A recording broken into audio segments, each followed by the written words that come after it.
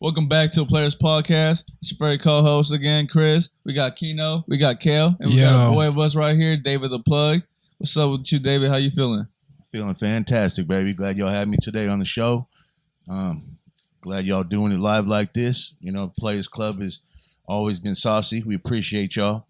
And, we're just trying to, do it big right now, like myself. I'm starting my, going from the streets to legitimize to my own company, New Era Exotics. Check me out on IG, which is called New Era, because it is a new era, man. It's a new game. It's what it all means. You know what I mean? Yeah. We're giving it out the best for less. You know what I mean? Top quality, because you got a lot of these greedy ass people in the organizations and companies, that just basically seem to all be about themselves. And I'm trying to bring it back to the people so we can all enjoy the good stuff without having to pay ridiculous prices. Yeah, that's right. Shit. So, what is mostly your business about?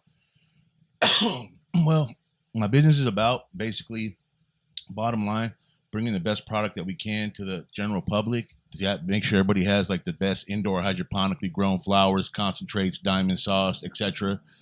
And that's pretty much it, man. We keep it simple, man. We just want to make sure that everybody can actually enjoy everything, not to go to these clubs that are owned by the man, and not to pay all these ridiculous prices.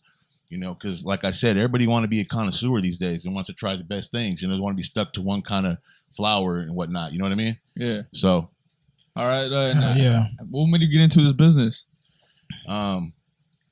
Basically, man, honestly, when I was younger, it was like more survival skills, because growing up in San Jose, that's where I'm from actually. And, basically my mom was a single mom. It was just me and my brother. And a lot of times she couldn't provide what we needed, since we were little. I can remember days of us being like, at the laundromat. Me and my brother, we were like maybe 10, no, we were 9, maybe 9. He's like 3 years younger than me.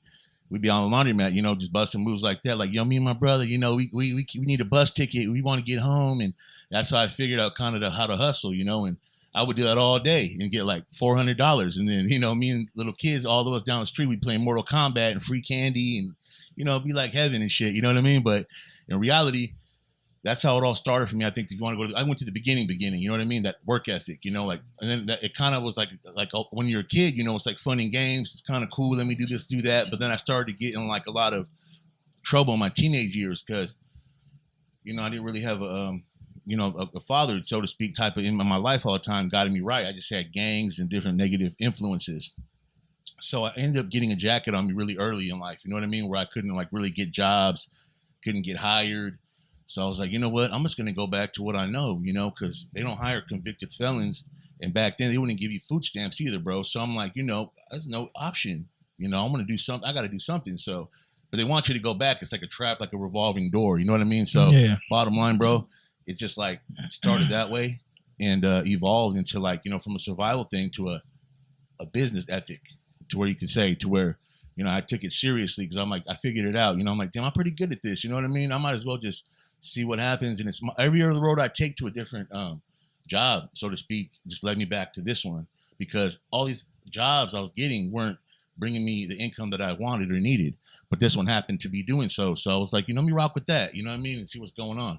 And that point forward, man, to be honest, it was just like, that was it. Basically the ethic, just going hard and building your brand and building yourself up. You know what I mean? Going hard all day, every day, even when all the times, where you ain't making dough like you should, you're still pushing it no matter what. Cause in the end result, you're going to get that love, you're going to get that reward. You put in the time and the effort, you will receive. And I'm a true firm believer in that, not just by experience, but also by, just in front of my eyes happening, it's ridiculous, man. And bottom line, you can't go wrong, man. Believing in yourself, believing in your hustle, in your strengths as a person, and persevering through negative things, negative influence. I believe in like spirituality and like, positive energy, negative energy. What you get out and you put out comes back to you, So I think I spent half of my time creating bad energy and always wondering why am I in fucking jail? Why is this happening to me again? What's going on? I got to change my whole shit, So from that point forward, I just went up positive, and did everything the right way. And sure enough, blessing after blessing just kept coming, dude. It's ridiculous because there's a higher force out there, man. I really can't give it a name. I'm not big on religion. But there's definitely somebody, who pays attention. Hell yeah. That's right. And for the people who don't know, for his brand, he is a cannabis. You know what I'm saying? He does have a cannabis brand out there, and owning a cannabis brand. Feel me? Tell us a little bit about some of the strands that you be having, or if you grow, or if you can give us a little bit of tips about tree and all that. Oh yeah, for sure. Basically, what we try to stick with in our brand is top shelf strains that connoisseurs want to try out. And like I said, can't afford that price tag. Mm-hmm. So we bring it like half off for the same, if not better product, because we take passion and love into what we do and all of our things that we build and we make, So yes, sir. He's holding a jelly donut right now. That's a good hybrid right there. That's a Granddaddy Purple on the Platinum Kush. Hell yeah, we got that shit. We got a few strains right here. It's beautiful. Feel me? We got go check them out. Got some Big Face on the table. Some fucking Christmas tree, Gary Payton. Gumball Cheeto gelato. We got Cheeto Piss right here. It's my favorite one. Feel me? We got a lot of strains on the table right here. That gumball. Yes, sir. Feel me? We're gonna pop up the Instagram. Y'all you feel me? Y'all wanna go shop with him? Feel me? Hit him up. Hit me. And what cities can they find your company at? Well, we have different we're branched out into Hayward, into Oakland, and Stockton as well. We got a lot of our different distributors and partners that we effortlessly work with all day fluently because we're like a family. We've known each other for like over 20 years. So we ain't messing up a good thing. You know what I mean? It's like, it's fantastic, man. I'm very lucky and very appreciative of, my connections, and they're very appreciative of me. And that's very rare in this game. And I think that's why we've succeeded and lasted so long. Hell yeah. Stay positive. That's really dope how you could be in a business and it's like it's not just a business, more of a family business. Usually in a business people get screwed over and hella shit, but when it's family like that, it's all love. That's what I like. That's hella dope. So yeah, go check him out for sure. Mm-hmm. And honestly, man, he been treating us good too, man. I'm not gonna lie, we've been shopping with him for a little bit, and he been blessing us. You know what I'm saying? Appreciate it. How long did it take for you to get your license to sell? About 3 years, actually. I was paying like $600-700 a year back in the day to be semi-legal but not federal. But now it's like about $2,300 a year. What are some of the steps you had to go through to get that? Well, just legalities. You have to fill out forms and certain documents you have to apply for, and there's no guarantee you're going to make to get cleared and get made into a legitimized business. But I was fortunate enough to get cleared and everything, so I'm thankful for that. Even though it is just delivery service, but I'd rather do it that way anyways because I could pay more attention to what's going on. And like I said, once you go corporate and all that, there's a lot more loopholes to jump through that I prefer not to. All right. So you said you were from San Jose. So how was it up there, growing up from out there and everything? Was it rough? Was it super grimy out there? Let us know. How was it out there? Back in those days, man, it was more like a lot of it's a big city, so there's a lot of enemies, a lot of people who don't like each other, and for simple reasons just have hate and nowhere to put it besides each other. Right. So there would be like, gangbangers, taggers, and all that. But like I said, my original upbringing before, I always liked graffiti. But even before graffiti, though, like when I was really younger, and I told you about that story with me and my little brother, we grew up in a neighborhood that was like, it was on the west, basically, and by Delmar High School. And there was a place called Sand Creek Apartments and all kinds of areas around that area. Basically, were like, home to notorious gangs back then, like ICG, which is the Insane Gangsta Crips. And then not too far away would be like Ravens Court, Familia. And then also as well, we'd have like, a little bit of Bloods and whatnot, but not for the most part because, it was like kind of sectioned off. Mm-hmm. But that's what I would get influenced like that because I'd be walking down the street to go, meet my friend or whatever, probably about 13 years old, and I'd be wearing my red rag and thought I was something cool and all that type of, wannabe type of status and trying to whatever. And then I get hit up by the Crips because they didn't really find no blood. So they would look at me, they knew what I was. They knew I was like, not a blood. Mm-hmm. So, but they just seen the red rag and they were like, let's beat them up. Let's jump them. Let's take it and burn it and all this type of shit. So, but we actually became cool after a while because I never backed down. You know what I mean? So we actually started chilling with them. And I got in like my teenage years, bro. It's like we became more friends out there. You just know everybody. You know what I mean? So it was basically like that, man. But bad influences, definitely for sure, man. Because I had like older dudes, just manipulating young kids. Like go steal all these car stereos for me and bring them back to me, and I'll give you $30. And you'd be like, oh wow, because you're like, you're a dumb kid. So basically, bottom line, that's the type of life, dude. To be honest, because I really think it's. With that being said, I really feel like it's really like important to have like a strong family upbringing and people to support you throughout your life, because I'm just saying, not everybody's influenced like that goes through that, but it just happened to be my story. You know what I mean? So yeah, I ain't judging nobody else. So what do you see for your future, like your future business? Like what do you see from like 10 to 5 years from now? Hopefully, man, I could be retired and maybe have my son or some other people that I trust, taking care of everything and keeping it going, because that's what I'm trying to do, is basically like, make sure that my people have something to come, my loved ones and my relatives have something that I left behind that they can keep them cool, and fed, and hopefully they have the same passion. Some of them do actually. They're just not ready right now, but they're really enthusiastic about it and they want to join, so we'll see what happens, man. But that's basically what I want to do, man. I want to be, relaxed by that point, be honest. Thank you, sir. And, that's it, man. Just I want to be chilling and just having people do the work for me, because I've been putting in the footwork for a long time now because I don't trust too many people, when it comes to the business, so I wanted to oversee and make sure everything got done the right way, so I wouldn't have to worry about it, because I just basically, you got to understand something. It's like not everybody works smarter, they work harder. So, with that in mind, that's one of the things I learned early on, that I don't want to be that dude at the construction site, beating my back up and going crazy and all that, because I did that before when I was younger, so that's another thing. Earlier we were talking about why transition into this type of thing. All right, what are some of the things?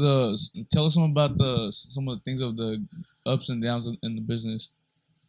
Well, there's there's a lot of things that basically people like trying to hate on your organization or We've had people like we're really tight circle, man. So we've had people do stupid things in the past and try to like run cars through warehouses and crash into shit and steal some stuff that wasn't even ready, man, or whatever the hell you want to call it, just petty ass shit like that. But it came from inside, so it was like just bad trimmers and all that type of shit, so we cut it all out. But that's one bad thing that we could note, because no one's perfect. Shit happens to everybody, and we all have hiccups, man. But ever since then, smooth sailing. Hell yeah. So probably shit in the future, do you plan on like having like storefronts, maybe going like worldwide, you feel me, state, like you feel me, like do you plan on? I was honestly, man, we're trying to see right now, because I know Alabama is like 70% with it, but also we're trying to hope for like, Texas is a red state, but it is legalized medicinally. So we're trying to get out there, man, because I feel like it's going to be hopefully the next boom, hopefully, but till that time comes, that'll be that point. But right now it's Alabama and some other places right now that are slowly transitioning into like Cali, you know what I mean? So that's where we're going to go from there and have different basically sections we can have and everything like that. Even got other family members out there, ready to do a lot of good things, man. So I'm looking forward to it, dude, to be honest, you know what I mean? So I want to have, I would actually like to have a storefront or two, at least. Not a lot of them, but just a few, you know what I mean? Because in the beginning, that was always like a goal. But like I said, it's a lot nicer to do the delivery thing as well. Oh, yeah. So what do you got to say out of all your flavors you have? Because you have a lot of flavors. You're like, you're flavorful. That's you got so question. many freaking different hybrids, sativas, indicas. What do you think is your most buyer? Which one's your most like? Which one that everyone buys? All of them? They all go crazy for them? They all go crazy. They all go crazy? I say this because I say all my strains go crazy because they do. I don't sell anything that can't hang with each other. It's basically all about your terp profile and what you're feeling that day. Because I rotate through all my flavors. You can't be selling one product that's inferior to the next and charging the same amount of money. So that's one good thing about us as well. Hell yeah. Yeah, that's really dope right there. No, that's really dope because I get that because if I would go to a club sometimes, I'll go cop a $40 eighth or something like exotic crazy shit, and then I get the shit next over same price, and the other shit just looks better than this shit. You know what I mean? Yeah. But if you really open each one of these bags, nigga, it's like you don't know which one to choose. I always have the trouble to choose. Like, which one have I been smoking too much of? So I have to like keep switching it. You know what I mean? Like, it's crazy, bro. But that's a lot of flavors right there. Oh yeah. And then I can say a staple of ours is Dosey Dose, and the new Christmas tree that came out, which is like Dosey Dose crossed with Pine OG. And that's one of our staples that we've had for like 15 years that customers rave about. They always want it back. So we haven't eliminated it yet. That's the one that's standing through the test of time. Can you tell them how a little bit about like your type of wax? And I see now you got like some crazy new cards that are really like clear now. You want to let them know what that type of shit is and everything? We have pure cart extract cartridges, man. They're fire. They're liquid diamond sauce. They're no fillers, no BS in them, man, and they're ready to rock. You know what I mean? We got over 40 flavors, and they got ceramic. They're made out of ceramic, no metal, so no harmful deposits can be in your chest or hurt you, anything like that. We try to be healthy as humanly possible, even with our extracts as well, man. We got some diamond sauce that's really good too. Can't go wrong. You can always count on the quality because we're all about quality at New Era. We're not about quantity at all. So if you can't understand the price and it's still too much for you, maybe you shouldn't be smoking weed. Right. No, seriously, bro. Because honestly, these prices are not bad at all. Like, you're tripping if you can't pay for these prices. Because Nintendo runs and cookies that's like that for all day. Like, it's fire and everything in every way, but it ain't gonna taste exactly the same as some indoor hydroponic weed. And that's just facts. There's levels to this shit. There's mids, highs, super highs, and all the above. Depths, greenhouse, outdoor. Don't get me wrong. There's good versions of it and everything, but I just prefer the best of the best. I want to have my bag appeal, the look, the taste, everything, at the same time. But there is a lot of good, I ain't gonna lie, a lot of depths going out there, but it ain't indoor. But it looks good and it's tasty. But like I said, at the end result, it don't burn as smooth. It don't pack that same punch at the end, and also it's not a cleaner high. So you might feel feel kind of weird, you know what I mean, at the end of it. That's just how depths go, though. And the thing is, like when I showed all my friends about your tree and everything, bro, the thing I love about each packet, it literally, like this jelly donut eggs, for example. I literally feel like I'm tasting something jelly, something grapey. Like, I actually taste what it's that. It's literally what the bag is showing. I taste that. Like, you know what I mean? If I got cheetah piss, it's gonna be like some legit cheetah piss, bro. Like later on, I'm gonna show you guys some little clips of like these zoomed up and everything. So, but yeah, these are crazy, bro. Like that's what I really like about this, and they're never dry. Like when you get some dope weed and it's like it just turns into dust. You know what I mean? You don't mind, sir. I gotta tell him on his comment right there, on Keno's comment, he's super right about that. He just nailed it because you go to these clubs and everything. I'm not gonna say no names, but they come in fancy packages and whatnot. They're like $84 an eighth. And then you get it home and you open up that package and you're like, what I want y'all to do, what a lot of people don't do is look at the date. Because these clubs are selling weed that's 3 months ago for the same price still. And you wonder why, what you're getting. Like I said, that's good. The other good thing about being small is you can pay attention to little things like that. They can't pay attention to everything. There's too many people like that, if that makes any sense. No, for real. That's what I'm saying. Because every time I break down history, it's not saying like super humid, but it's like it feels like I have a live tree, like you know what I mean. It feels nice and fresh, humid, nice and good. Like it's nice breakdown. It's not super sticky. Like sometimes I can't even break it down all the way and shit. It's like fucking crazy. Hell yeah, but shit, I know. We always cop, the flower, the tree, but are you gonna start, doing edibles, maybe like a little bit of drinks, the THC syrup later on and shit? Actually, it's funny you say that because we're already in the works for that right now to get it going. We have the edibles coming right now. We're gonna have some gummies and also some chocolates as well coming up next month. Hell yeah! But we're on roll with that, man. Good question. Thank you. Hell yeah. So shit, we're gonna be fucking with them. I'm not gonna lie, bro. Look, I bet you his edibles are gonna be like chronic. You know what I mean? What we got coming out first is Coca-Cola gummy bears. Coca-Cola gummy bears is going to be coming out. That's the first edible we're going to have. So definitely try those. Hit us up for details on the IG, like Kino said, or call me on my number. It's all good. Hell yeah. Yep. I think that's gonna be it for the Players Club today. So it's your boy Kino Nabino. It's Chris right here. It's your boy Kel. Dave the Plug. Man, don't forget to hit Till him next up. time. Man, hit him up. We're going to put his IG and the business on the Tree. bio. Y'all heard him next month. Gummy's about to be coming out. Appreciate y'all having me on. Showing me love, man. Right back at you, man. Yeah, thanks for Keep coming, pushing. Dave. Oh, yeah. Yeah. West Coast, baby. We out. Peace.